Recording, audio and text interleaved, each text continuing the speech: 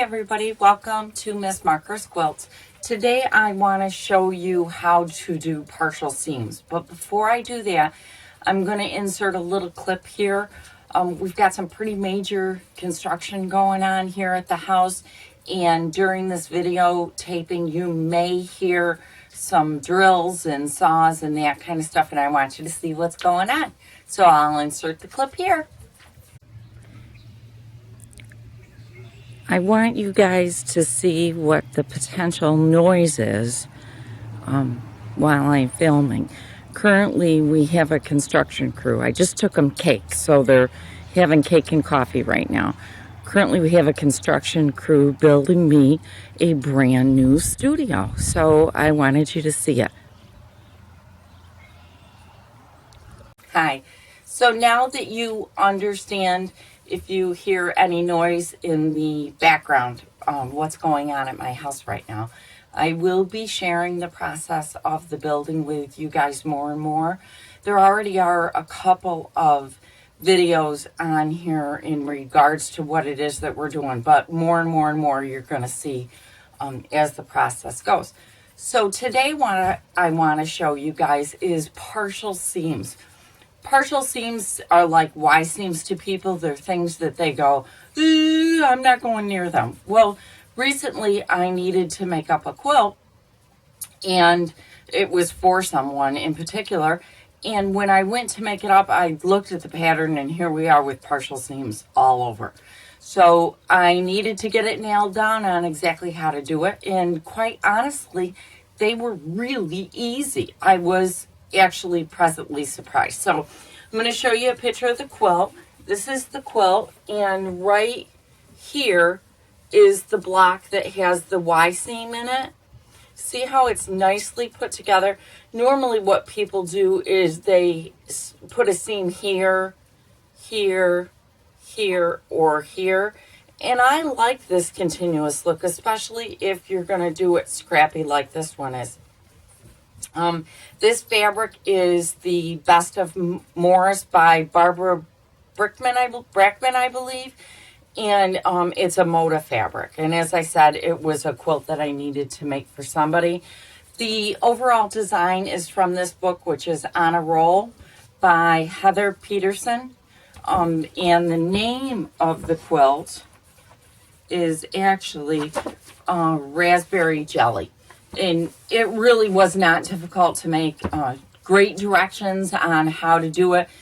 Great directions on the cutting and organizing of it. So I really liked the pattern. So I wanted to make sure I shared that with you too. So what I'm going to do, and hopefully the pounding isn't going to drive you crazy. I hope not. What I'm going to do is change the angle of the camera so that I can show you easy ways to put this block together. I have broken this block down into steps so that you can see exactly how to do it. What I did was I started out with a 4.5-inch square. Into that 4.5-inch square, I sewed a 2.5 by 6.5-inch strip of fabric. From that strip, what I did with it was, you can see, I started sewing and then I did some back stitching. I did not sew all the way to the end. Once I had sewn, I opened it up and I pressed my seams, my one seam, towards the center.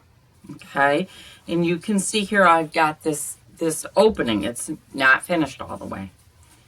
So once I had done that, then I took and I added my next strip. Sewed it 1/4 inch all the way across. Then I pressed it, and this one I pressed out. I pressed it right out towards the attached piece, and I sewed it all the way across. So that now gave me the straight line to attach the next piece. So you can see here, I have now attached the next piece, and again, I pressed this one towards the outside. The very first seam I spoke wrong. You should be pressing it towards the strip. For some reason on this first one, I've got it pressed the wrong way. So anyhow, always press them out towards the outside and towards the strip that you're attaching. So I now have got a half a strip, a full strip, and another full strip. And now you can see here I've got a nice long area to add my next strip. So here's my third, well, actually my fourth strip added. So I've got that, and now look, I've still got this little piece hanging out here. So now what I'm going to do, and I'll turn it for you, is I'm going to open this up. And what I would do in this instance, because it's got this little fold over here from pressing, is I would absolutely press that again. And I also would probably take and stick a pin right here. And I would sew 1/4 inch all the way across. I'm going to flip it over and show you the back of it. So I would sew all the way across, and then this is the block that I would have. It really is a fun and cute block. I'm going to flip it over, and you can see on all of the seams they're pressed out. There's a couple of reasons for that. One of them is, and I'll show you on this one. This is the best one to show you. By pressing the seams out, what happens is, see, I've pressed the seam out. When I attached this piece, what I was able to do was put this under my presser foot, stitch a straight line, and because I had pressed my seam out, this seam stayed nice and flat and went into, you know, I didn't get that fold over type thing, which I can't stand because it creates a bump. So that's one of the reasons to fold it out.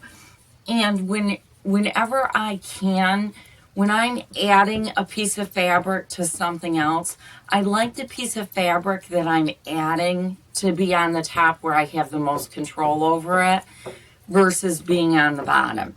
There are some instances that I do put it on the bottom, but for the most part, I like it on the top.